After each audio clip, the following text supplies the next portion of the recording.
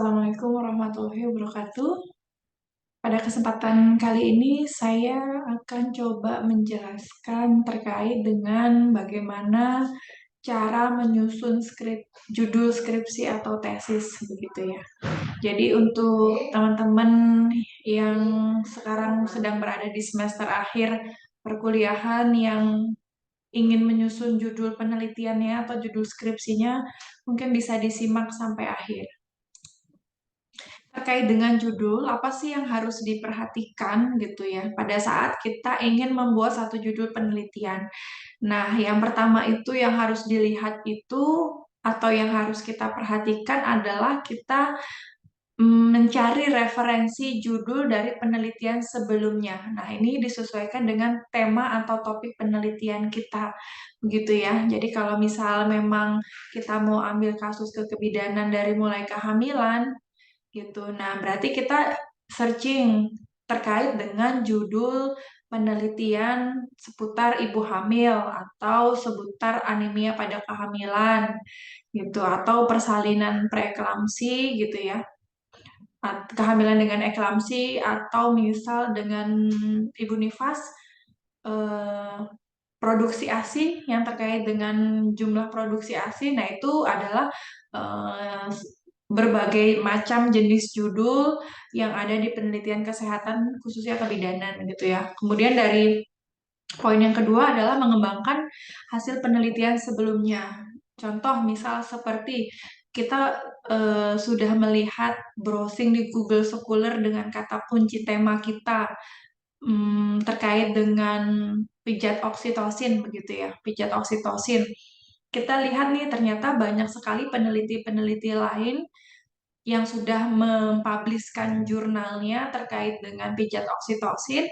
Nah, kita lihat pijat oksitosin itu variabelnya apa saja gitu. Nah, ternyata kalau kita lihat biasanya kan di bagian akhir penelitian itu ada kesimpulan dan saran gitu. Nah, itu sebenarnya bisa kita gunakan sebagai bahan bahan bahan kita untuk meneliti kemudian gitu. Jadi, misal sarannya perlu dilakukan variabel lain yang terkait dengan pijat oksitosin. Contoh harus mengkaji data kualitatif. Nah, berarti kan kita memang ya udah coba kita buat dari penelitian kualitatif yang terkait dengan pijat oksitosin gitu ya. Kan kita bisa kembangkan apakah ibunya itu eh, puas atau tidak puas, bagaimana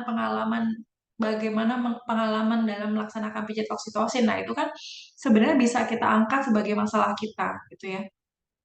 Kemudian di judul itu juga harus kita memikirkan dengan latar belakang masalahnya gitu. Jadi kalau misalnya kita mau ngambil kasus kehamilan, contoh lebih spesifik ke anemia kehamilan, nah kita harus tahu dulu nih data-data anemia kehamilan. Sebenarnya di tempat kita di PMB atau klinik kita tuh angka anemianya sedikit atau banyak gitu.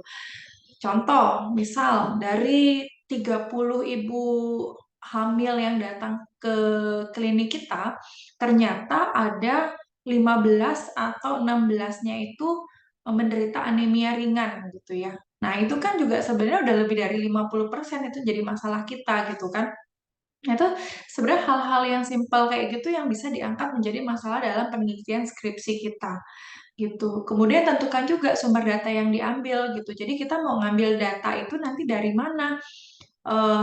Data sumber datanya apakah memang dokumentasi atau kita langsung ke sumber data primer gitu ya. Karena di sumber data primer dan sekunder ini kan pasti beda ya. Kalau misalnya kita mau langsung sasaran ke ibu hamil berarti kan sumber data primer gitu. Tapi kalau ternyata kita cuma mau cross-seksional gitu ke belakang, kita cuman pakai data referensi registrasi saja, nah itu juga bisa sebenarnya. Nah itu sebenarnya dalam membuat judul itu kita juga harus berpikir jauh ke sana gitu ya.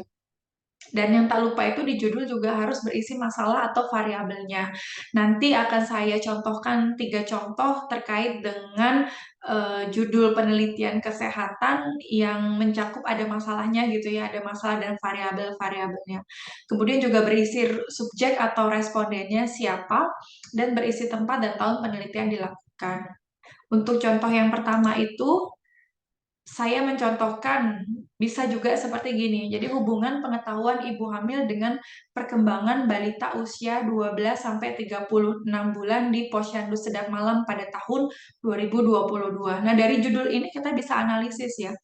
Di sini kita mau cari hubungan gitu. Masalahnya apa? Pengetahuan ibu hamil. Jadi yang menjadi masalah atau variabel dependen kita itu adalah pengetahuan ibu hamil. Nah, dari pengetahuan ibu hamil ini didapatkan memang ternyata banyak sekali ibu-ibu balita yang tidak tahu perkembangan normal usia balita. Nah, itu kan sebenarnya menjadi masalah kan, gitu. Harusnya kan ibu-ibu balita itu dia paham dong dan dia tahu berpengetahuan baik terkait apa yang menjadi perkembangan anaknya gitu. Jadi itu bisa kita angkat sebagai masalah dalam skripsi kita gitu. Nah, masalahnya berarti kan pengetahuan ibu hamil itu kan variabel dependennya. Kira-kira apa gitu yang menyebabkan oh maaf, jadi masalahnya sebenarnya perkembangan usia balita dikaitkan dengan variabel pengetahuan ibu hamil gitu ya. Jadi pengetahuan ibu hamil itu kita bisa melihat apakah dia berhubungan terhadap perkembangan ibu balita, perkembangan balita di usia 12 sampai 16. Contoh misal eh, pengetahuan ibunya baik gitu ya, tapi perkembangan anaknya tidak normal gitu. Nah, itu kira-kira bagaimana gitu. Nah, itu kan nanti kan bisa kita angkat di analisis pembahasan gitu. Atau ada juga yang pengetahuan ibunya sebenarnya kurang atau buruk gitu ya. Kurang, pengetahuannya kurang terkait dengan perkembangan, tapi balitanya berkembang sesuai dengan usianya gitu atau normal gitu. No, ada dua contoh kasus seperti itu yang sebenarnya itu juga kan jadi masalah. Nah, itu kita bisa contoh ambil ambil contoh seperti ini gitu. Jadi kita bisa menghubungkan, kita ingin tahu kira-kira ada nggak sih hubungannya pengetahuan ibu dengan perkembangan balita di usia 12 sampai 36 bulan gitu. Itu yang pertama ya, terkait dengan latar belakang masalahnya. Kemudian tadi yang tadi kita bahas itu adalah ada subjek atau ada respondennya. Di sini respondennya itu bisa juga ibu atau bisa juga balita. Sebenarnya ibu ya, karena ini pengetahuan ibu gitu. Kita mau melihat pakai instrumen kuesionernya ibunya gitu. Jadi di situ nanti ditambahkan di sini jadi pengetahuan ibu balita gitu ya. Ibu balita, kemudian ada tempat di Posyandu Sedang Malam dan ada di tahun 2022 gitu. Jadi ini contoh satu adalah hubungan. Ini kalau udah hubungan berarti dua variabel kan antara variabel pengetahuan dengan perkembangan balita gitu. Nah, ini analisisnya berarti analisis bivariat begitu ya. Itu biasanya kalau hubungan. Nah, berbeda dengan contoh yang kedua. Kalau contoh yang kedua di sini kita pengaruh gitu. Jadi ada eh, judul pengaruh media leaflet terhadap pengetahuan dan sikap ibu balita tentang gizi balita di PMBX pada tahun 2022. Nah, ini di sini juga ada banyak nih variabelnya sebenarnya. Masalahnya adalah pengetahuan dan sikap ibu balita gitu ya. Ini adalah masalah dari judul gitu. Itu masalahnya. Kemudian kita hubungkan dengan variabelnya, media leaflet. Kira-kira ada pengaruh apa enggak gitu. Nah, ini apa bedanya dengan judul sebelumnya? Kalau ini kan pengaruh media terhadap pengetahuan dan sikap. Kalau yang tadi adalah hubungan. Sebenarnya ini juga menghubungkan antar variabel gitu. Ini bivariat, hanya saja memang agak banyak dia pengetahuan dan sikap. Jadi ada dua dua macam bivariatnya gitu. Tapi kalau karena ini berpengaruh gitu, jadi metode penelitiannya ini dia bisa menggunakan pakai kuasi eksperimen atau percobaan dengan atau tanpa kontrol. Mau yang dikontrol tidak pakai leaflet, sedangkan yang kelompok intervensi pakai leaflet itu juga bisa. Atau mau semuanya pakai leaflet. Jadi ada pre dan post test gitu terhadap ibu balita. Nah, ini di sini jelas ya respondennya adalah ibu balita. Ini sudah tampil dalam judul. Kemudian ibu balita di sini tempatnya juga ada PMBX dan tahun 2022. Ini adalah kedua contoh dari judul gitu. Sebenarnya untuk penelitian-penelitian skripsi itu memang lebih banyak di hubungan atau pengaruh gitu ya, karena memang menghubungkan dua variabel gitu. Nah, berbeda dengan contoh yang ketiga. Kalau contoh yang ketiga ini ada faktor-faktor yang mempengaruhi tumbuh kembang balita 12 sampai 36 bulan gitu di wilayah kerja Puskesmas X tahun 2022. Nah, di sini faktor-faktor yang mempengaruhi gitu. Sebenarnya ini juga banyak gitu karena kita kan tingkatannya bukan diploma gitu. Artinya tidak hanya menganalisis sampai univariat, kita harus sampai bivariat.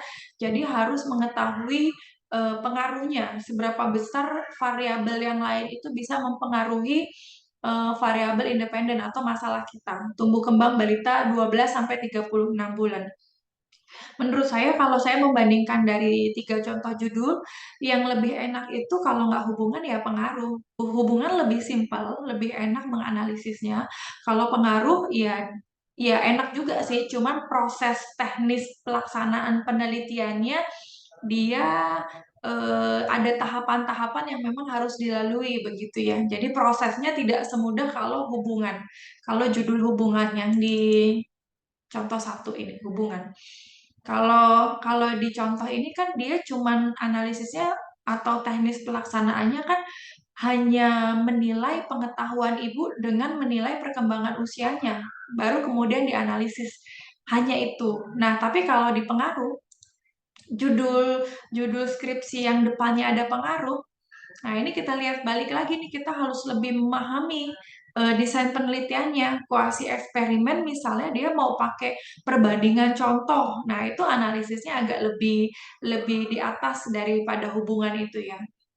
Sedangkan kalau faktor-faktor, ini menurut saya sebenarnya faktor-faktor ini banyak dipakai untuk judul-judul penelitian diploma gitu ya, mahasiswa diploma. Karena kalau mahasiswa diploma sebenarnya kan cuma sampai univariat aja tidak masalah begitu ya. Tapi kalau kita di sarjana menggunakan judul yang faktor-faktor yang mempengaruhi, saya rasa akan lebih banyak ini variabelnya gitu. Jadi akan lebih kompleks sedikit ya gitu dibanding yang tadi di contoh satu dan contoh dua itu kan cuma satu atau dua variabel gitu. Sedangkan kalau yang di contoh ketiga ini kita harus menghubungkan bivariatnya agak banyak karena nggak mungkin kalau kita judulnya faktor-faktor kita hanya mengangkat satu atau dua variabel yang mempengaruhi tumbuh kembang ini gitu gitu. Jadi mungkin ya tapi itu kembali lagi ke teman-teman ya gitu. Jadi lebih pilih yang mana itu disesuaikan saja dengan situasi dan kondisi teman-teman gitu. Kalau teman-teman memang dirasa punya banyak waktu, punya banyak fokus untuk bisa mengerjakan sampai akhir di hasil penelitian, ya silakan aja untuk faktor-faktor tidak masalah gitu. Tapi kalau saya menyarankan untuk mahasiswa-mahasiswa yang baru menyelesaikan mau tahapan ke sarjana, ya alangkah lebih baiknya hanya hubungan atau pengaruh saja gitu, karena analisisnya akan lebih simpel gitu dibandingkan kalau banyak variabel begitu ya. Gitu itu untuk penelitian terkait dengan bagaimana cara kita membuat judul skripsi dalam penelitian kita. Tuh, mungkin itu yang bisa saya jelaskan pada kesempatan ini. Terima kasih untuk yang sudah menonton. Wabillahi taufiq walhidayah. Wassalamualaikum warahmatullahi wabarakatuh.